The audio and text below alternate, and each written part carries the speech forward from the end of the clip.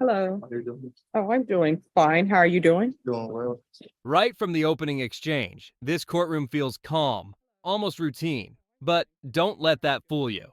What we're about to witness is a case that spirals through second chances, family responsibility, addiction struggles, and the razor-thin line between freedom and life behind bars. Here we have Judge Boyd presiding over a burglary case involving a young father, just 26 years old, facing serious prison time. The charge? Burglary of a habitation with intent to commit a felony.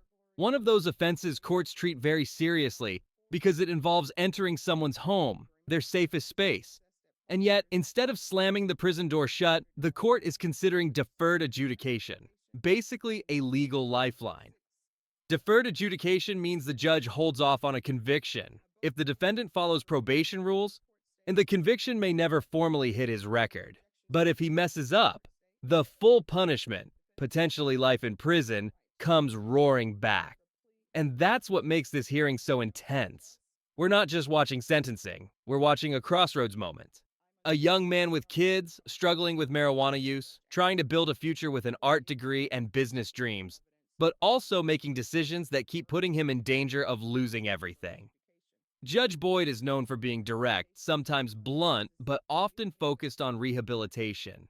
The question hanging over this entire hearing is simple. Is this someone who truly wants to change, or someone who keeps gambling with his future? And here's something I want you to think about as we dive in. When someone gets a second chance in court, how many chances are too many? All right, the court is calling 2022 CR 8978, State of Texas versus Didani Yarbrough. Didani Yarborough. Could I have parties announced for the record for the state? Zach Dunn for the state. Suzanne Defense. Kramer for Mr. Yarbrough. And are you Mr. Yarborough? Yes, ma'am. All right, you entered a plea of burglary of a habitation with intent to commit felony force. According to the plea bargain agreement, punishment is to be assessed at 5 years in the prison. There's a $1,500 fine. State is silent on your application, and this will run concurrent with 696,403. Have both parties had a chance to review the PSI report, state? Yes, Judge. Defense? Yes, Judge. Any objections to the PSI report, state? Nothing from the state. Defense? All right, Mr. Yarborough, you entered a plea on August 21st of no contest. I reviewed the stipulations.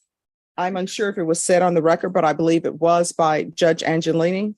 The court is finding that there's sufficient evidence to find you guilty. Court is deferring finding of guilt as you've applied for deferred adjudication. State is silent on your application. Defenses, do you have any witnesses? No, Judge. Anything you wish to say on behalf of your client? Judge, I believe the PSI speaks for itself. It speaks to the love that his family has for this. I have had many conversations with Mr. Yarbrough about him needing to, that you're going to want an explanation for what was he thinking that day, because he's basically a good kid. You know, he doesn't get into trouble, and he's been taking full responsibility for all of his actions. And I think he's a great candidate for deferred adjudication probation on this, especially when the complainant. This is the defense's key pitch, and it's classic courtroom strategy. Emphasize family support, show remorse, and present the defendant as someone who made a mistake rather than someone who lives in crime. Notice what's being highlighted. He's a good kid, family loves him, he's taking responsibility, and even the complainant isn't pushing for harsh punishment. That matters a lot in sentencing. Judges look closely at whether victims want punishment or rehabilitation. But here's the complication. Burglary isn't a small misstep. Entering someone's home crosses a serious boundary. So the judge has to balance compassion with public safety. And then there's the child involved, which raises emotional stakes even higher. Courts often soften when kids are involved, but only if the parent shows responsibility. Otherwise, judges flip the script and become even tougher. And keep in mind, deferred adjudication isn't freedom. It's probation with a sword hanging overhead. Any violation can bring the full sentence crashing down. So here's a question for you. If someone breaks into a home but later tries to fix their life, should the system prioritize punishment or rehabilitation? Let me know what you think as this unfolds, because the judge is about to dig into the real issue, responsibility. forgives him, doesn't want him, is fine with him getting probation and kind of wants them back in their lives, although there isn't no contact with her. But she doesn't have the child. She's the grandmother. So he said it's okay if you keep that no contact while he's on the deferred. All right. Can you raise your right hand? Do you solemnly swear or affirm the testimony you give will be the truth and nothing but the truth, so help you God? Yes, ma'am. You can lower your hand, state your name for the record. D. Donnie Yarborough. All right. So before I begin asking you questions, Yes, ma'am. I want to tell you something right here now. Whenever my brothers were late for their curfew that my mom set down, you know what they would always try to tell her? I don't belong in a gang. I haven't committed any crimes. I don't do any drugs. So don't give me that, you know, all right? Yes, ma'am. Because people who are obeying the law shouldn't be doing any of that. Yes, ma'am.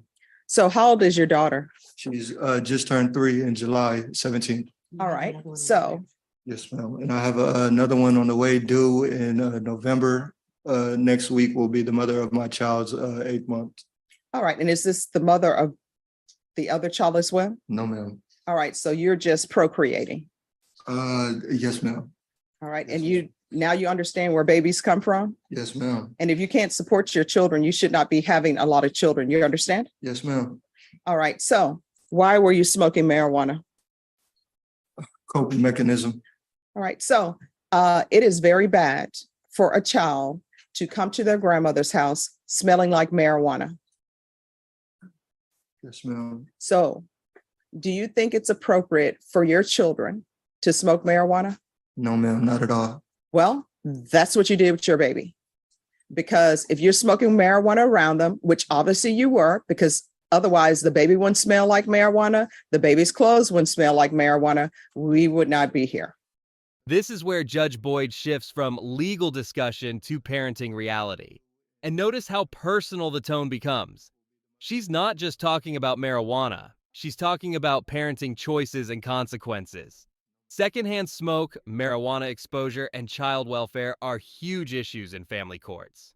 Even in states where marijuana is legal, using it around children can trigger custody concerns. In Texas, where marijuana remains illegal, the stakes are even higher. The judge's message is clear. Your lifestyle choices affect your child whether you intend it or not. And courts see that as neglectful behavior, even if the parent doesn't realize the harm.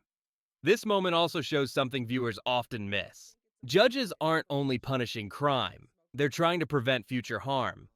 Judge Boyd is basically saying, your child deserves better decisions. And emotionally, this hits harder than prison threats. Being told you're hurting your own child carries weight. Think about this. Do you believe marijuana use automatically makes someone a bad parent? Or is it about context and responsibility? Because in this courtroom, context is everything. Yes, ma'am. And you understand that the grandmother loves her grandchild Yes, ma'am. and wants what's best for her grandchild. Yes, ma'am. Wouldn't do anything to hurt her grandchild. Most definitely. Yes, ma'am. You've been doing things to hurt your grandchild. To hurt your child. You understand that? Yes, ma'am. So are you diagnosed mentally with anything? ADHD, but that's all.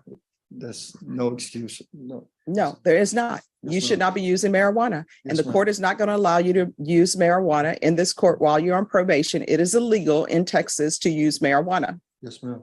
If I grant your application for deferred adjudication, and if you use marijuana while you're on probation, guess what? A motion to revoke is going to be filed and you're looking at life in prison. Yes, So ma'am. it's up to you to decide whether potentially going to prison for life is worth that. You understand? Yes, ma'am. Okay. Yes, ma'am. So are you employed? I will be as soon as I get out. That's no problem. Have you been employed before? Yes, ma'am. Doing what? Warehouse and construction, manual labor, irrigation, road work, Amazon warehouse.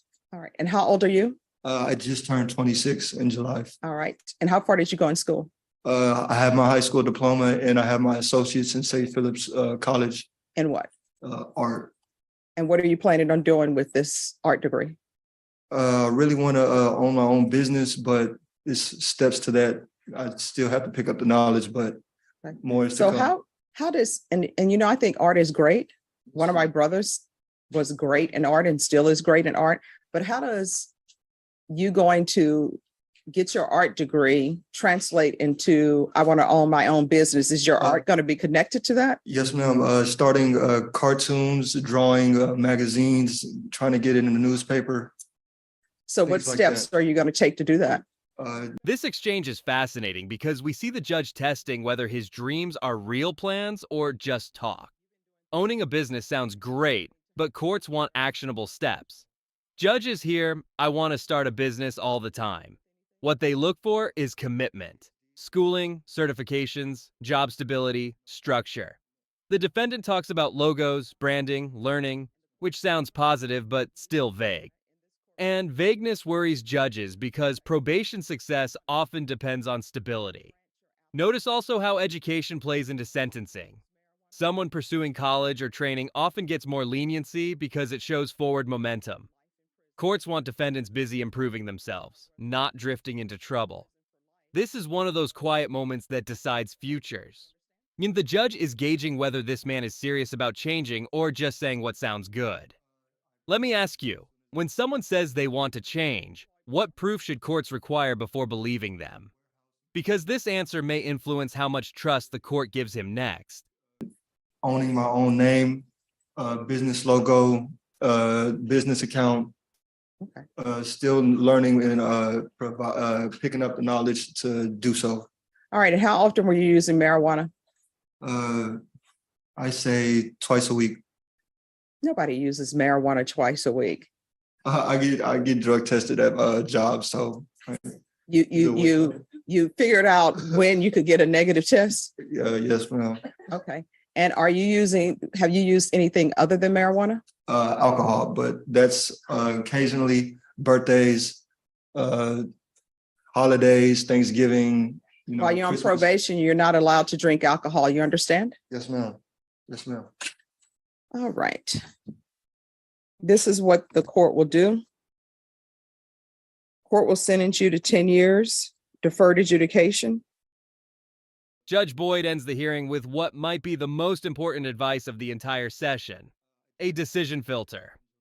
Ask yourself, could this send me to prison? If yes, don't do it.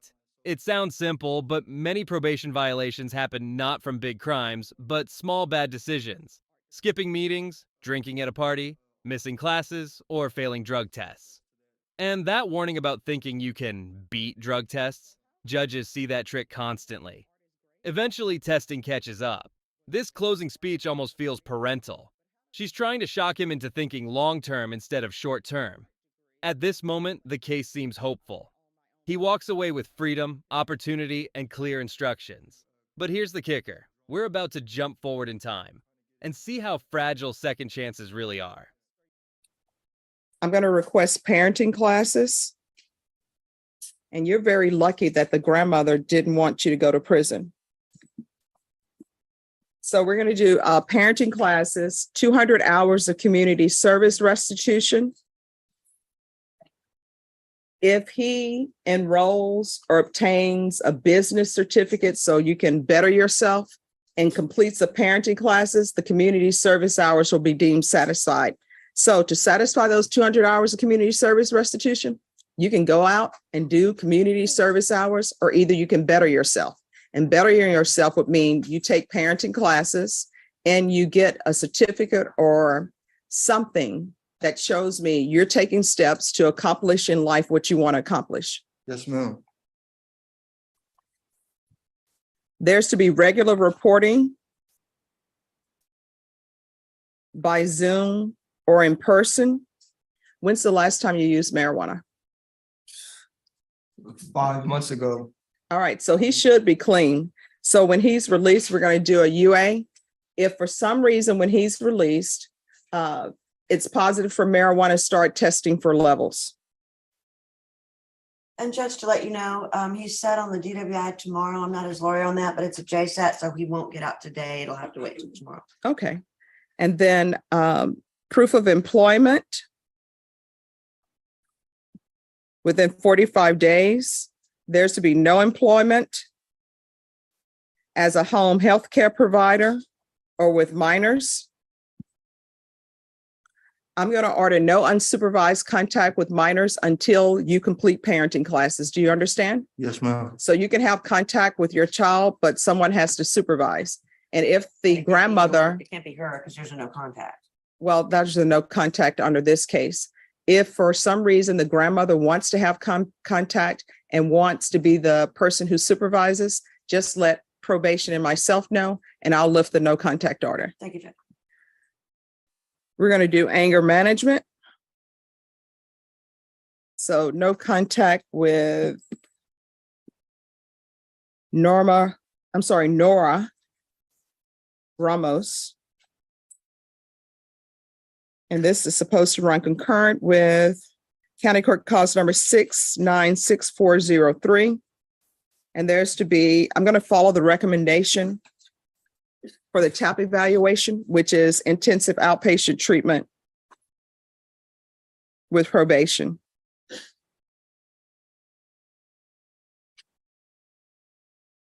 And there's to be weekly sober support meetings. And I'm going to want field visits one time per month for 4 months. And after that probation, if you think all is well and he no longer needs field visits, you all can do the field visits as you see appropriate. Probation, is there anything else he needs?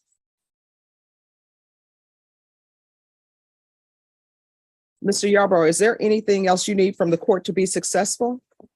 No, ma'am. All right, good luck to you. We can go off the record from here on out. Everything you do, there are 2 questions you should ask yourself. One, is the decision I'm about to make and what I'm about to do, could it potentially result in me going to prison for life? If the answer is yes, don't do it. If the answer is, it could, maybe it couldn't, don't do it.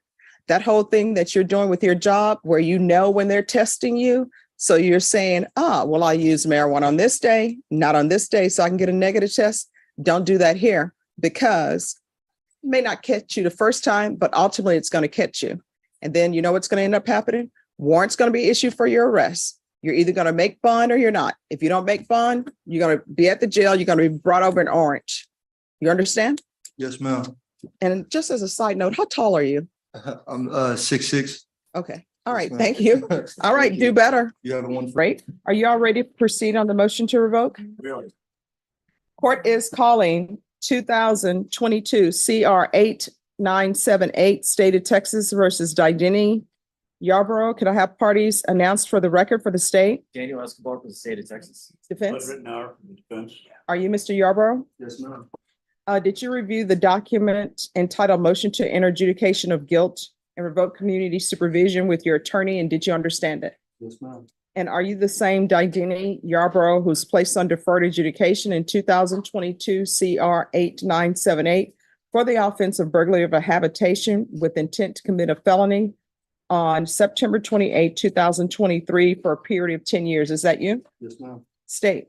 Violated condition number 1 on or about the 3rd day of November 2023 in Bexar County, Texas. The defendant, Didini Shaquan Yarborough, committed the offense of driving while intoxicated in violation of condition number 1. How do you plead to that? True or not true? True. Your Honor, state waives all of the violations. Any objection? No objection, Your Honor.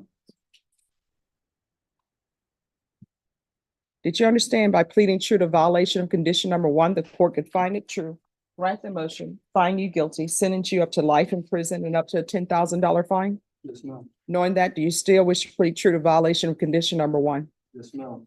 Court will find violation of condition number 1 true. Is there a proposed agreement? Yes, Your Honor, it's the moral recognition that there be bi-weekly reporting in 90 days of random meetings. This moment shows the judge's frustration, not anger for show, real frustration. Because the court sees potential in him. He's enrolled in school, working toward business goals, but self-control keeps sabotaging progress. And probation violations don't just hurt defendants. They burden courts, probation officers, and families. Every violation risks kids losing parents again. Judge Boyd emphasizes something many overlook. Probation isn't freedom, it's conditional liberty. You live under stricter rules because you're avoiding prison. The judge could revoke him right here. Instead, she gives another chance. More meetings, sober support, tighter supervision. But patience has limits. Courts don't offer endless resets. So here's something to think about. Should courts keep giving chances if someone shows progress but keeps slipping? Or should consequences come faster? Agreement, Your Honor. All right, what is happening with the DWI? Judge, the first appearance is on the 14th of May. I have incomplete discovery in that case. I'm appointed to that case. Okay. Probation. What is your recommendation?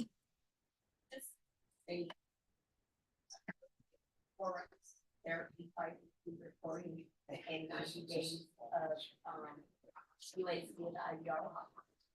Okay. All right, can you raise your right hand for me, please? Do you solemnly swear or affirm the testimony you give will be the truth and nothing but the truth, so help you God? All right, you can lower your hand, state your name for the record. Defendant, All right, what have you done since you've been on probation? my business certificate, I'm now a student for San Antonio College. I have my student ID. I took my TSA, and all I have to do is sign up for classes. Okay, all right, that's good. That's fine. So here's the thing. There are other things that you need to start working on too, That's like fine. your parenting classes. That's fine. Like, I'm not, you've already pled true to the DWI, so that means that you were drinking.